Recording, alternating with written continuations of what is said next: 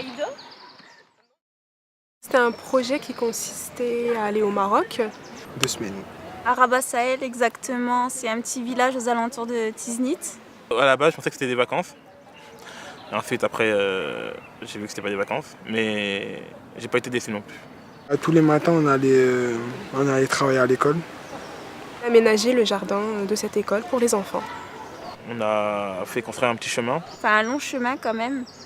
Et on a été chercher les pierres, tout ça, la mer et tout. C'était sympa. On a coulé du béton. On a fait planter des arbres. Du jardinage. On était souvent avec les enfants. On a créé plusieurs goûters pour eux. Ça fait très plaisir d'ailleurs. On a visité Agadir, on a visité Tiznit. On a vu les monuments historiques. Enfin, on a été accompagnés tout le long. On a eu 4 guides avec nous. On était nourris, logés. On était bien. Je pense que c'est le côté humain peut-être que je cherchais plus. Et c'est ce que j'ai plus reçu d'ailleurs en allant là-bas. C'est vrai qu'il y a eu beaucoup de joie, beaucoup de tristesse quand on est parti. C'est une aventure, travailler bénévolement, j'avais jamais fait, en plus au Maroc. Apporter son aide, découvrir. Dans un pays assez joli où j'étais jamais partie auparavant. Donc voilà, c'était l'occasion pour moi de découvrir une nouvelle culture. Ouais, je me suis dit peut-être ça allait être sympa. Faire une aventure avec des gens que je connais pas en même temps pour découvrir. Moi, je trouve pas qu'il y a eu des difficultés. La douche a été trop froide. la douche, c'était dur. Pas particulière, pas de difficulté, voilà. J'ai pas eu quelque chose qui m'a marqué, je me suis dit ah mince, ça m'embête, non, pas particulièrement. Ouais, au niveau du confort. Parce que voilà, je vous ai dit, on est parti dans un village, vraiment un village.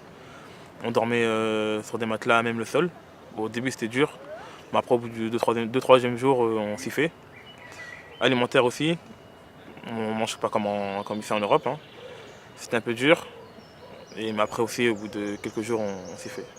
Au début, on appréhendait parce qu'on ne se connaissait pas du tout. On a eu, je crois, 3 réunions avec donc Johanna, Houssine et les autres personnes du groupe. Déjà pour apprendre à se connaître, vu qu'on ne se connaissait pas. On a parlé un peu du projet, ce qu'il fallait apporter, les conditions. Et je pense que ça nous a permis un petit peu d'effacer les appréhensions qu'on avait. Même si quand on est parti, on en avait encore quelques-uns. Franchement, je pensais que j'allais m'ennuyer totalement. Je connaissais vraiment personne. Et c'était vraiment tout le contraire. Je pensais pas que l'entente ça allait être comme ça, parce que partir avec des gens, on était tout le temps l'un sur l'autre. On était tout le temps ensemble, quoi. On a fait vraiment 2 semaines plein ensemble. Ça s'est trop bien déroulé. On se revoit assez souvent, assez régulièrement. Les deux qui sont passés juste avant moi, je ne les connaissais pas du tout. Et jusqu'à aujourd'hui, on est tous les jours ensemble, on ne se lâche plus. Et franchement, que du positif. J'ai toujours contact avec les personnes du Maroc, donc Omar, Saïd et Houssine. Même les jeunes qu'on a rencontrés là-bas qui faisaient partie d'un internat qui était juste en face de chez nous. Donc j'ai toujours contact avec eux via Facebook, Skype. Ouais, c'était de très très belles rencontres et je suis très contente d'être partie d'ailleurs. Je suis resté aussi en contact avec ces gens là-bas où on était. Et je vais voir si...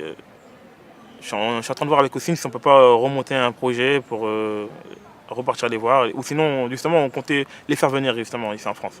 Chaque jour, on était émus. Enfin, voir les enfants, ils étaient là, on était contents d'apporter notre aide et de pouvoir donner. Parce que franchement, le sourire des enfants, ça nous a vraiment marqué. Je suis vraiment pas sociable.